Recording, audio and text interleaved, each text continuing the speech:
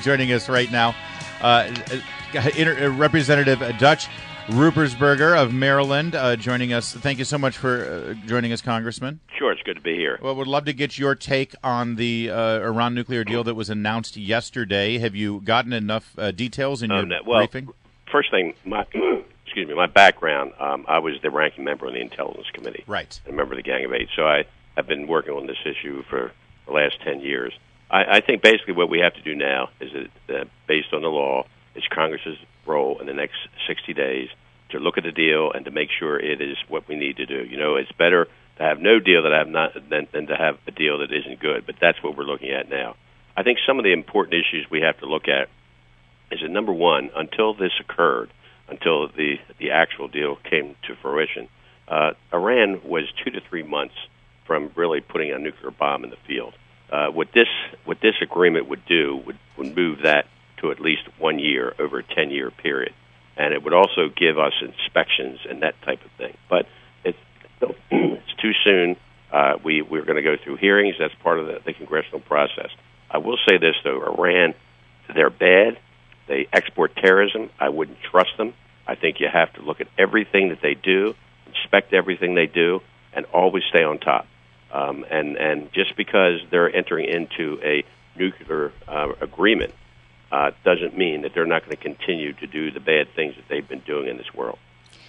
Thanks for being with us, Congressman. And I think the inspections are going to be the key point going into this debate. And so as we go through and have hearings and things like that, what are you looking to hear? What would give you the satisfaction that you can trust these inspections to be conducted? Because what I'm hearing now, that they're going to be managed, the Iranians will have the ability to block it, it'll go to a vote. Those things worry me. Okay, first thing, it's great to be interviewed by a former Hill staffer, so good luck in your new job. Thank you.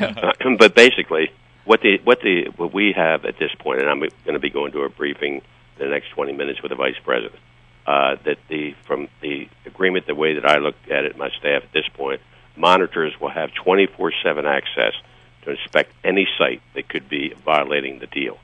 Now, if the IAEA, which basically does the inspections for in this situation, if they have entered into an agreement to address all what Iran is doing and pass sanctions, this task has to be completed within 3 months. What I'm basically saying is that there's not going to be any relief of sanctions until we know the IAEA is in a position to do the inspections. Any concerns that Iran cannot satisfy within 14 days, then the international community can decide to grant access. And basically going in, that's going to be all the countries that were at the table. We have 4 votes of the 3. I don't believe we can rely on Russia, or believe we can rely on China, but we will have, England and Germany and France and the United States.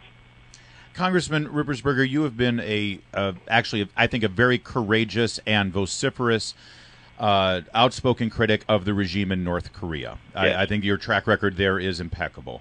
And we know exactly what happened with North Korea when we marched away with what we thought was a very similar deal with them over the containment of their nuclear program. We know now that as our contingent was flying back to America after negotiating that deal, they began violating it immediately. How is this deal different than that deal? Well, because it's all about it's the deal. There's one thing, it's the execution of the agreement and the inspection that makes a difference. And if, in fact, we find that they are violating the deal, we have the ability to go right back to the sanctions again, which is called the step back. Snap back. Sanctions did not slow Iran's nuclear program. However, sanctions got Iran to Iran to the table to make a deal. And this deal prevents Iran from getting a bomb for at least 10 years. And that's where the inspection issue has to come into play. Can I also ask you, you just mentioned the inspections and the 24/7 access, but there is a certain amount of time there if they protest and things like that. That protest time, whether it's 14 days or 30 days, depending on various accounts that we're getting, isn't that enough time for them to sort of clean up and hide everything before the inspectors land?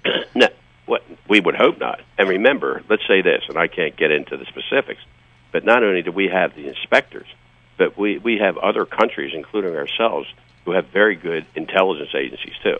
So we're going to be very much involved in everything we can to see whether or not they're violating the deal. The whole purpose is to make sure that a country like Iran, a country that executes terrorism, cannot put a nuclear bomb out on the street. And if they do, the whole world, including the United States, is at risk.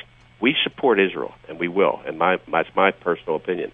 We will always be behind Israel. And Israel is in a very a tough situation with all the volatility that's going on. So we're there. This is to really stop and to protect the countries, not to move forward. Because if in fact if we didn't have any deal at all, and that's one of the things we have to look at as Congress, where does that put us? Does that allow Iran to go and to develop this nuclear capability, which they were 2 to 3 months away from before we really came to the table? I mean, that's the bottom line. Bottom line is, and what is the alternative? And that's another issue we have to look at. Well, yeah, go ahead. I mean, if I may, one of the alternatives is to keep clearly, they don't like these sanctions, and we're keeping a lot, billions of dollars from them, and keeping it from their disposal to use in these horrific terrorist activities that you just yourself said that they did. Isn't one of the alternatives to continue to strangle them with these sanctions, which I think everyone agrees has been very effective? But sooner or later, if they have continued to develop their nuclear capabilities, the sanctions again did not slow down Iran's nuclear program, but the sanctions got them to the table to make a deal.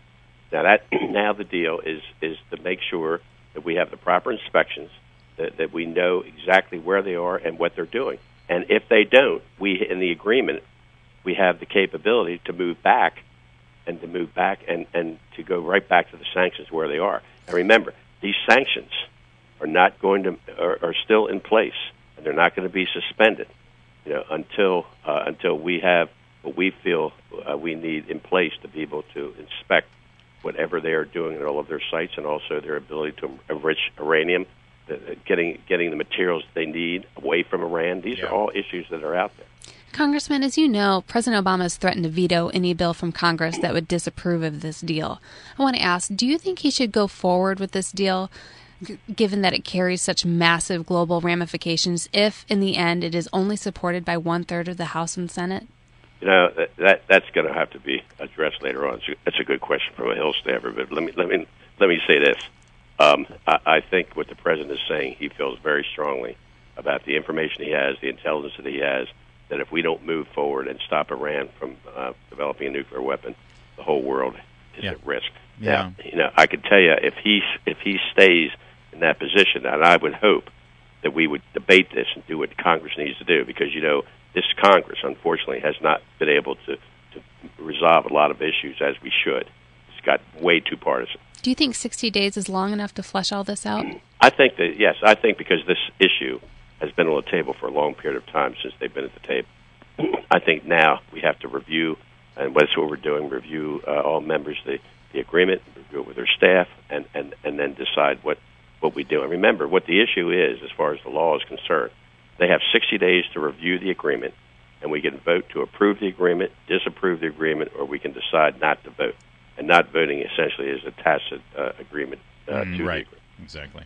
Representative Dutch Ruppersberger of Maryland, we've got to leave it there. It's been a while, though. Great to have you back, and look forward to continuing the conversation with you right here on WMAL.